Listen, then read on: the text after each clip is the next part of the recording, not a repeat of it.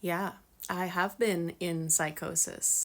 I think I invalidate my psychosis a little bit because my psychosis was drug induced.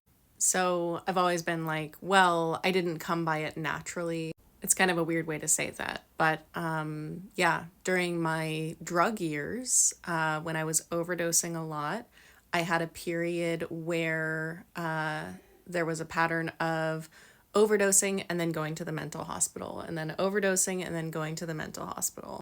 And one of my overdoses was on Zoloft. I took an entire bottle of my mom's Zoloft over the course of like 3 days. And what happens with SSRI antidepressants is they have a really long half life.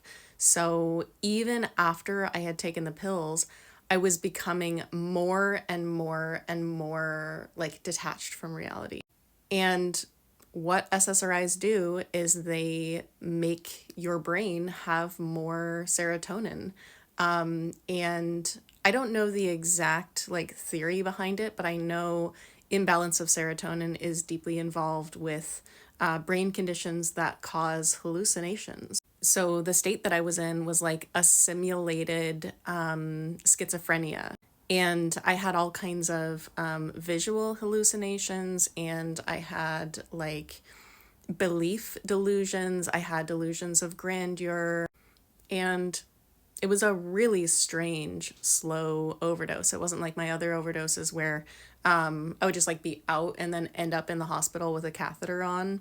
I was like present the entire time, but like my mind was going increasingly like descending into madness. And I agree with you. I think that psychosis was very euphoric for me.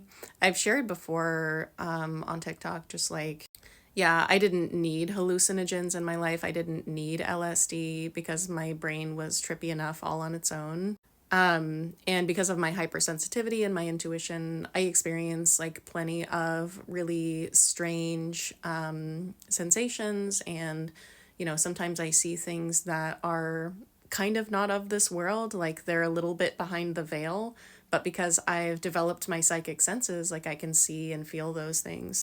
And I just think that there's a really fascinating interaction here with people who are neurodivergent and have, their neurons are a little bit more atypical, a little bit more interconnected. There's different stuff going on chemically in our brains. I made a video before about reading an article that said neurodivergent people have higher levels of DMT in their urine, and we've not since been able to find that article, so I don't really talk about it.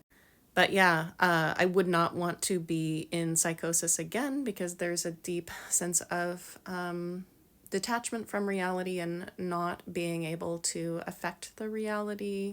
But there's also a sense of wonder, a sense of magic, and I think a lot of people have experienced psychosis. I know there are several people in my family who've experienced it, not just precipitated by drugs.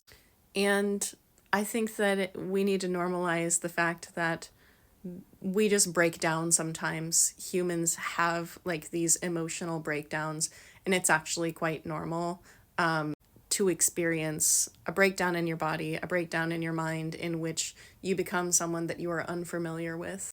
And we need to become deeply comfortable with that process because it happens to so many of us, and it is not something that makes us unlovable or destroys us. But we do descend into a strange reality for a while, and then we recover and we can come back.